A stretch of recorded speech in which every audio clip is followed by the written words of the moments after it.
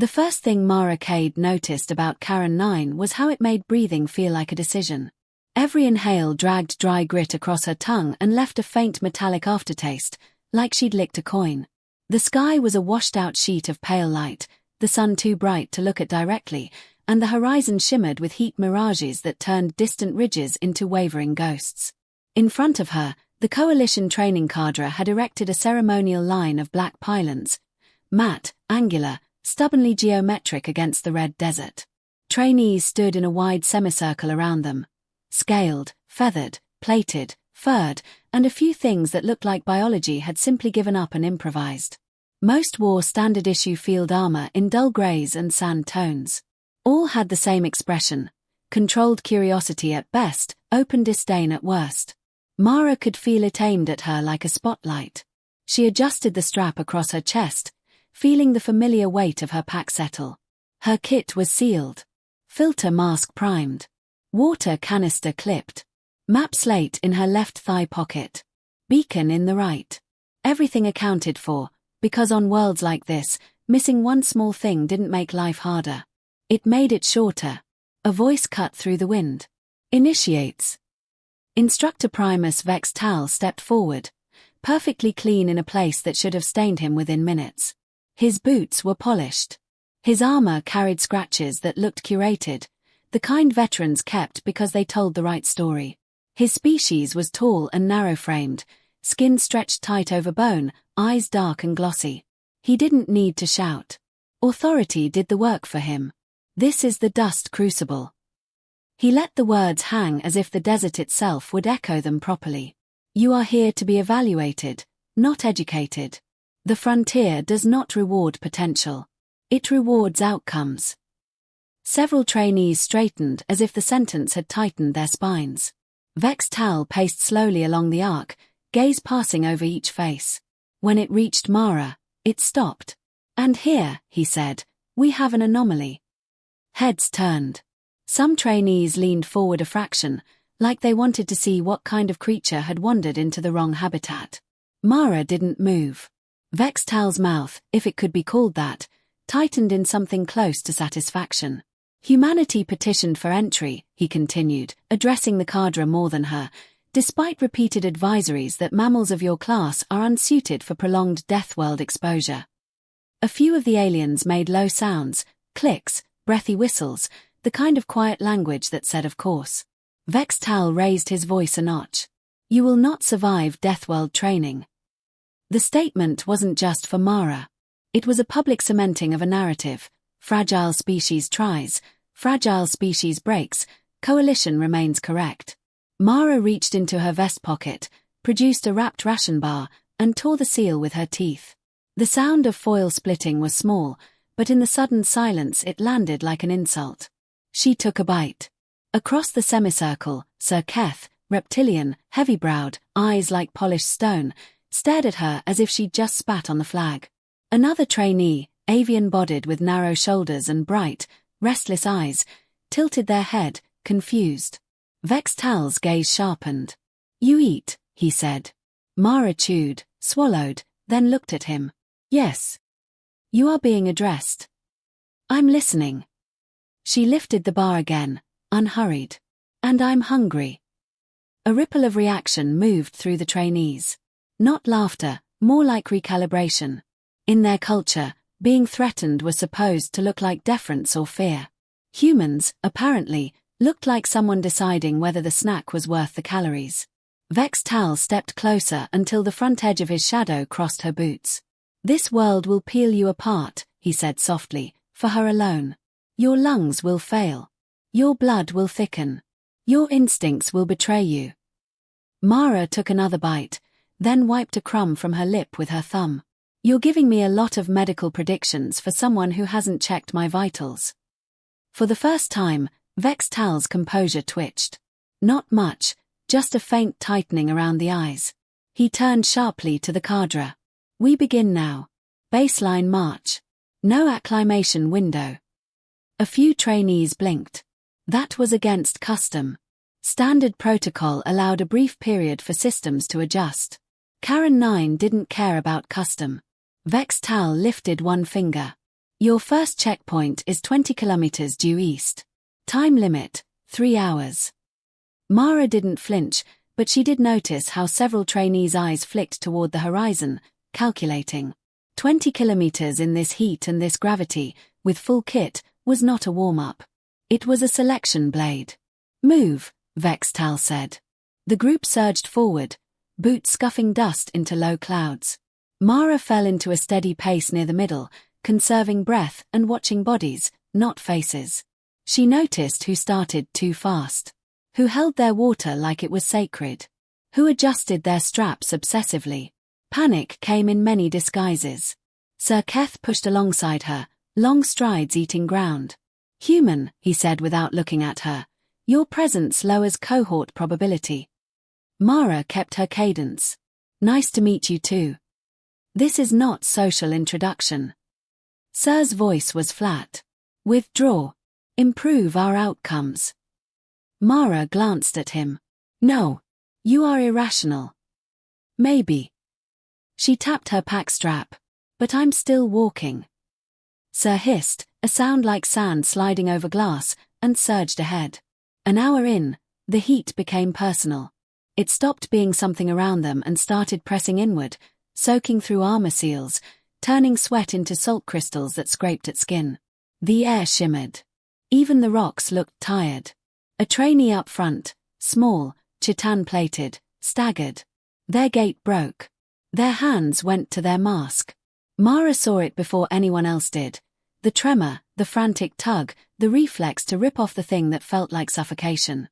The trainee yanked the seal loose and inhaled raw. They doubled over, coughing violently. The sound was wet and wrong. Mask! Someone shouted. The trainee coughed again, and a thin streak of dark fluid hit the dust. Mara moved. She dropped to a knee beside them, slammed the mask back over their face, and reseated the seal with both palms. The trainee clawed at her wrist, eyes wide with panic. Mara leaned in close enough for them to hear her through the filter. Stop fighting, she said, voice steady. You want to breathe. Then let me help you. The trainee's hands weakened. Mara snapped open her water canister, one measured squeeze, wetting a cloth strip and pressing it to the inside rim to improve the seal and trap particulates. She checked the trainee's breathing rhythm, counted the seconds between spasms. Iona Vale, her medic, appeared at her shoulder. Alkaline burn. Yeah, Mara said. Mouth and throat. Keep them sealed. Small sips only. Iona crouched, already pulling a compact medspray from her kit. You're about to get us penalized. Mara's eyes flicked to the horizon where the checkpoint pylon waited like a distant accusation. Let them. Behind them, the cohort had slowed, some watching, some irritated. Sir Keth looked back, jaw clenched as if he could grind the moment into dust. Vextal's voice came through a cadre loudspeaker trailing the group, calm as paperwork. Intervention noted. Mara didn't look up. She kept one hand on the trainee's mask until the breathing steadied. Then she helped them to their feet, shifting their weight onto her shoulder. Walk, she told them. Small steps. You stop, you cook. The trainee nodded weakly. They moved again. By the time they reached the first checkpoint, legs burning and throats raw, the cadre pylon's shadow was the only shade for meters. Trainees collapsed into crouches and seated positions, drinking like each sip was a stolen treasure. Vextal stood beside the pylon, still immaculate. Baseline results, he said. Acceptable. However, variance adjustment has been applied. Distance has been extended. Shade stations have been removed. A stunned murmur ran through the group. Sir Keth swung toward Mara as if the news had her name on it. This is your fault. Mara didn't answer. She pulled out her ration bar again, took a bite, and chewed thoughtfully while the desert wind worked its way into every seam. Then she swallowed and said, quietly enough that only Iona and the nearest trainees heard, "Someone wants us to fail." Iona's eyes narrowed. You sure? Mara glanced at her water canister seal, just a fraction misaligned, like it had been touched and reseated. Not proof. Not yet. But wrong. I'm sure enough, Mara said, and lifted the bar again like a promise. We're not giving them the ending they ordered. Night on Karen 9 didn't arrive gently. It fell like a lid. The heat bled out of the desert in less than an hour, leaving the world brittle and sharp. Rocks that had burned underfoot at midday now radiated cold. The wind shifted, carrying dust that hissed across armor plates and found every imperfect seal. The cohort clustered in the lee of a broken ridge, silhouettes hunched against the dark. No fires were permitted. No extra heat sources. Deathworld training didn't allow comfort, only function. Mara sat with her back against stone, knees drawn up, ration wrapper folded into a tight square. Across from her, alien eyes glinted faintly, reflective, unreadable. Sir Keth remained apart, posture rigid, as if proximity itself was contamination. Tesh Ren, the avian scout, edged closer with careful steps. Their feathers were muted under the dust, wings tucked tight. "You ate," Tesh said at last, voice soft through the translator. Mara looked up. "Earlier." "Yes. When threatened." Mara shrugged. "I was hungry." Tesh's head tilted. "Fear did not close your throat." "It did," Mara said. "I just didn't let it make decisions." Tesh considered that, then asked, "Is this human habit? Defiance through consumption?" Mara almost smiled. Humans defy things in a lot of ways. Sometimes it's speeches. Sometimes it's stubbornness. Sometimes it's finishing your food because quitting feels like agreeing. A low sound came from nearby, BRAC Unit 11, the synthetic trainee, adjusting their joint locks with faint mechanical clicks. Their optic sensors flickered toward Mara. "Statement recorded," BRAC said. "Behavior, morale stabilization." Mara leaned her head back against the rock. "Call it whatever you want. Just don't die out here." The silence that followed wasn't empty. It was crowded with the awareness of how far they were from anything resembling safety. Above them, the stars looked cruelly close. A sharp tone cut through the night. "Cadre signal." Vextal's voice carried from a hovering drone, calm as if announcing weather. "Initiates. Stand by. Night evaluation begins." A ripple of tension moved through the group. Night drills were rare this early. Rare meant deliberate. Mara rose smoothly, rolling her shoulders. Cold stiffened muscles faster than fear ever could. Sir Ketha's eyes narrowed. "They push us beyond protocol." "Variance," Mara murmured. Sir's jaw tightened. "Human suspicion again." Mara didn't answer. She simply checked her straps, then glanced toward the horizon where faint lights marked the cadre's observation posts. The drone's spotlight swept across them. Objective: traverse Ridge Sector 12. Simulated hostile contact expected. Time threshold: 40 minutes. A few trainees exhaled sharply. Ridge Sector 12 was jagged terrain, narrow passes, unstable footing, perfect for breaking ankles or morale. "Move," Vextal ordered. They climbed. The ridge rose like a spine of broken teeth, rocks biting into boots. The cold made every breath sting. Mara kept herself near the center, watching the edges, listening for shifts in gravel. Tesh moved ahead, light-footed. Brac's steps were heavier, precise. Halfway through the ascent, the first drone fired. A bright pulse streaked past, striking stone. Non-lethal rounds, supposedly. Training munitions that left bruises and taught caution. The cohort scattered instinctively, ducking behind outcroppings. "Contact left," someone shouted. More pulses followed, snapping against armor. Mara's mind ran the pattern. Cadre drones didn't fire randomly. They herded. They pressured movement into disadvantage. "Stay low," she called. "Don't funnel into the cut." Sir Keth ignored her, signaling his own cluster forward. "Advance. Do not stall." The ridge narrowed into a natural corridor. That was when the scream came. A trainee near the front jerked violently, collapsing. Their armor plate had fractured. Something sharp, metal or stone, had driven inward. This wasn't a bruise. Blood darkened the dust. For a heartbeat, the cohort froze. Then Vextal's voice came over comms, measured. Casualty simulation acknowledged. Mara's head snapped up. Simulation. The trainee coughed, wet and real. Iona was already moving, dropping beside them. Shard in the abdomen. That's not simulated. Sir Keth hesitated, claws flexing. Leave them. Time threshold.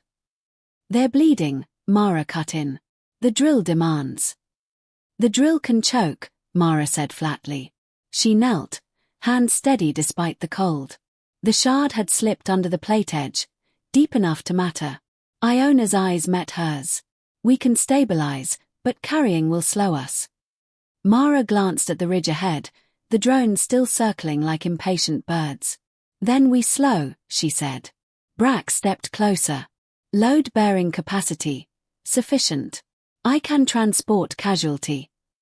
Do it, Mara ordered. Brack crouched, their frame unfolding with mechanical grace. Together, they shifted the injured trainee onto Brack's back, securing straps. The cohort began moving again, pace broken, tension thick.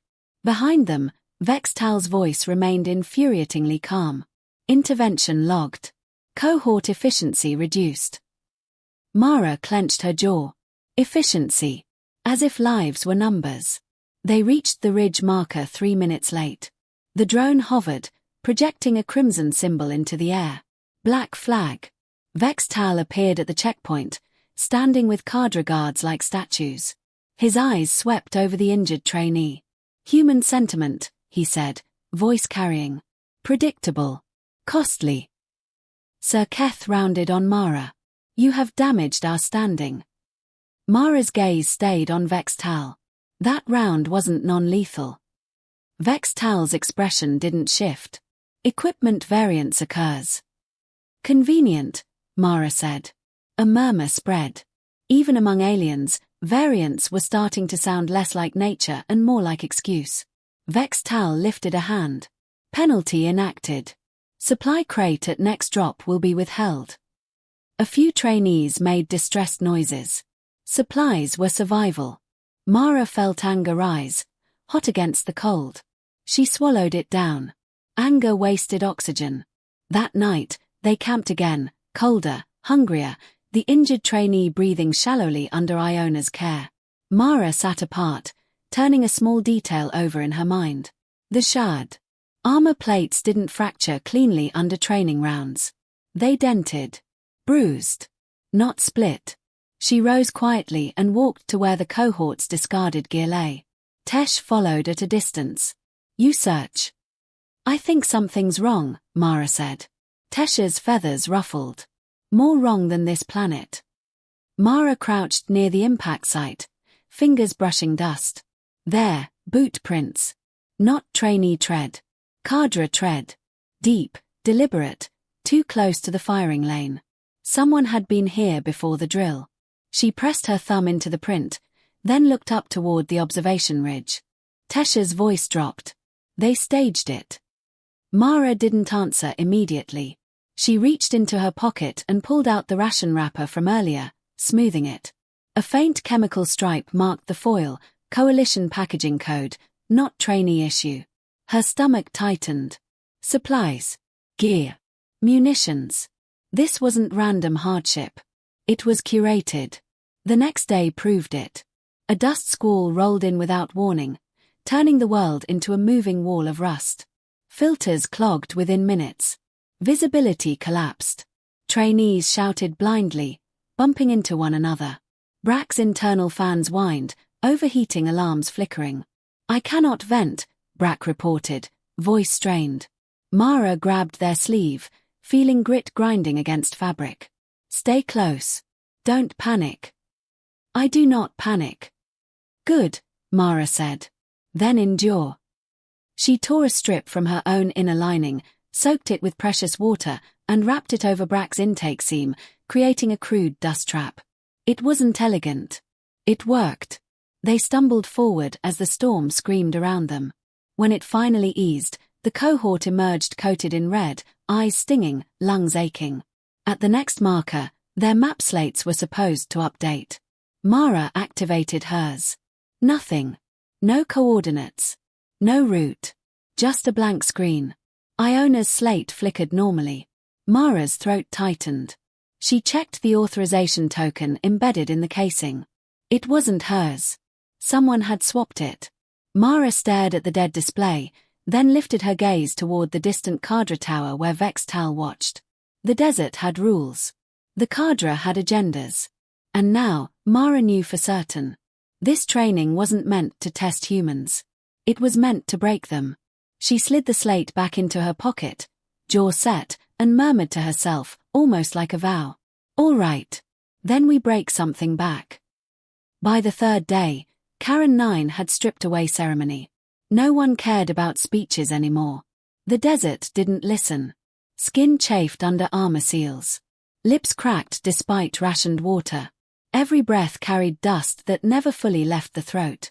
The cohort moved with the dull precision of exhausted machines, each step measured against the knowledge that missteps were expensive.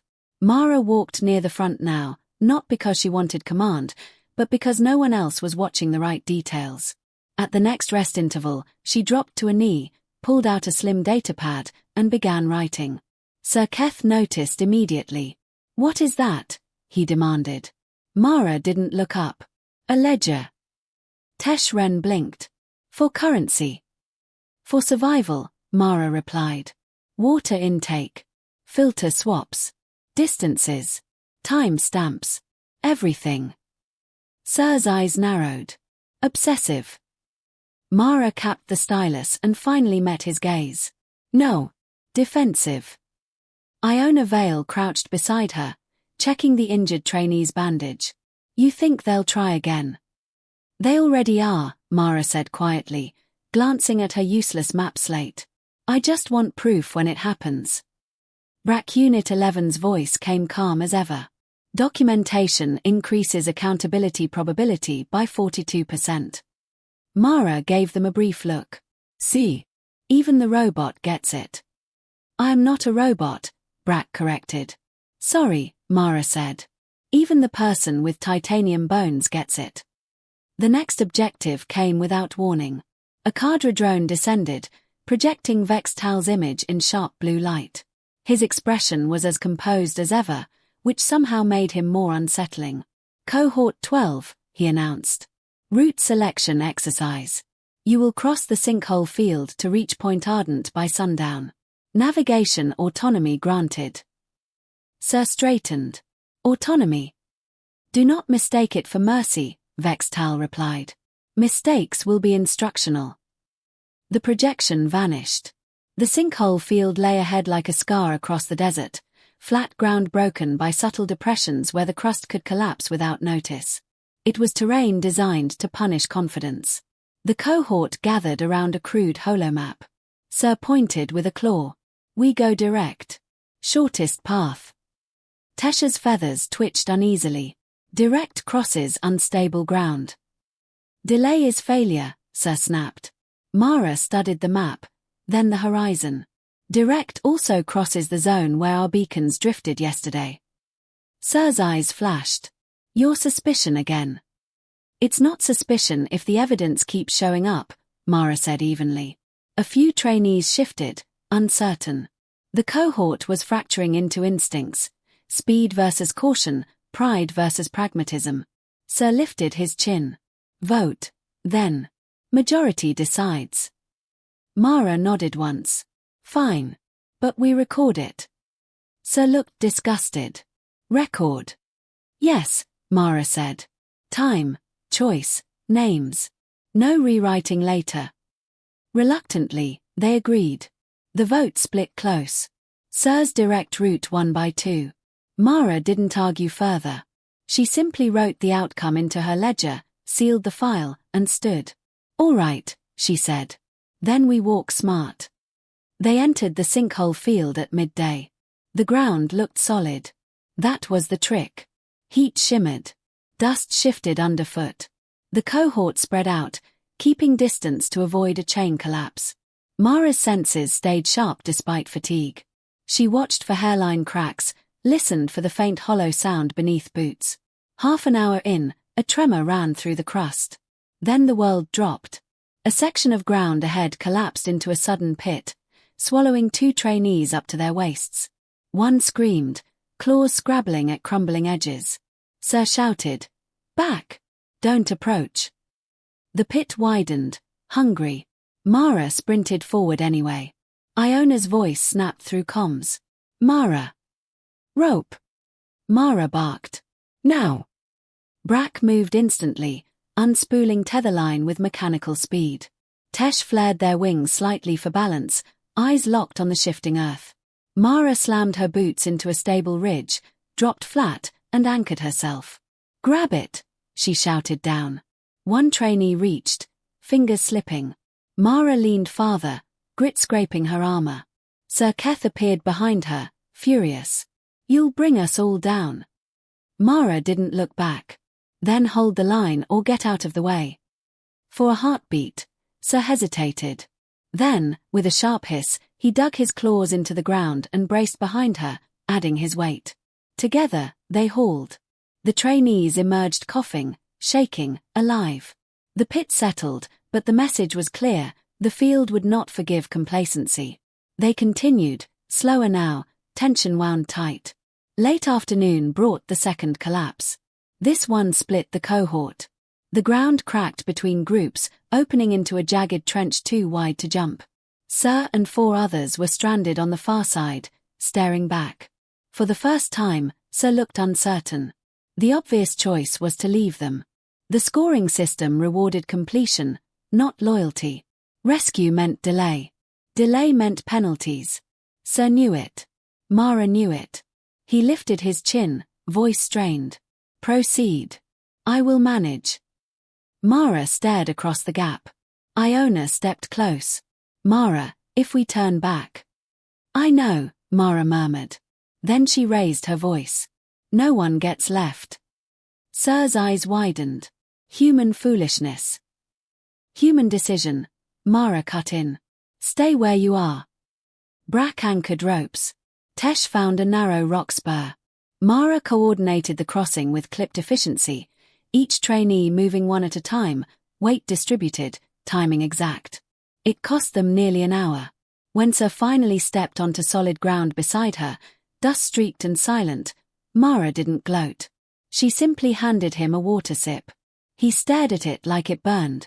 "Why?" he demanded. Mara's voice stayed calm. "Because dying to prove a point is the dumbest point." Sir didn't drink, but he didn't refuse outright either. They reached a rocky outcrop near Point Ardent just before dusk. The cohort collapsed into exhausted stillness. Mara moved away from the others, drawn by something half buried near the stone. A metallic edge. She crouched, brushing away dust. It wasn't natural debris. It was a signal repeater, coalition grade, cadre issued, its casing marked with command authorization codes. Her stomach tightened. This device didn't belong here. It was meant to distort beacon readings, to make trainees appear lost, to justify penalties, to manufacture failure. Footsteps crunched behind her. Juno Sable stood there, helmet under one arm. The human liaison officer's face was drawn tight with restraint. "You found it," Juno said quietly. Mara held up the repeater. "They planted this." Juno's jaw flexed. "I can't accuse the cadre directly without triggering a diplomatic incident." Mara's eyes stayed hard. "Then what can you do?" Juno's voice dropped. "Advise you. Document everything. Force them to act in front of witnesses." Mara nodded slowly. "A public trap." Juno met her gaze. "Be careful, Lieutenant. Vextal doesn't like being contradicted."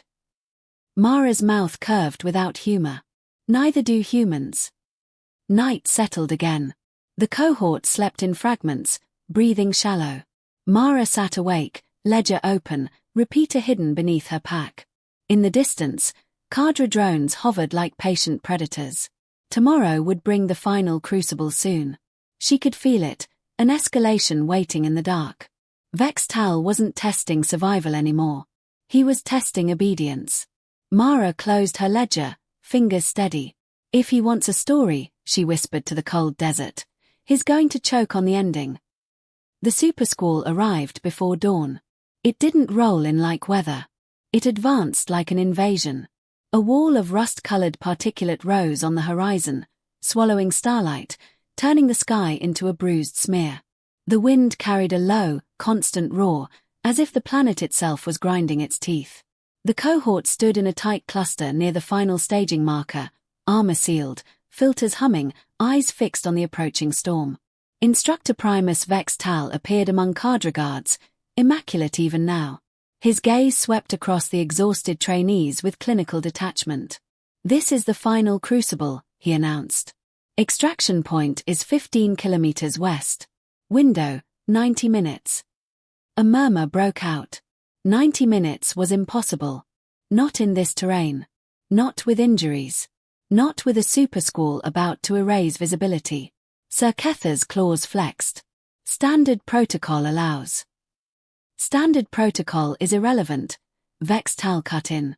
"Variance applies." Mara felt something cold settle behind her ribs. Not fear. Certainty.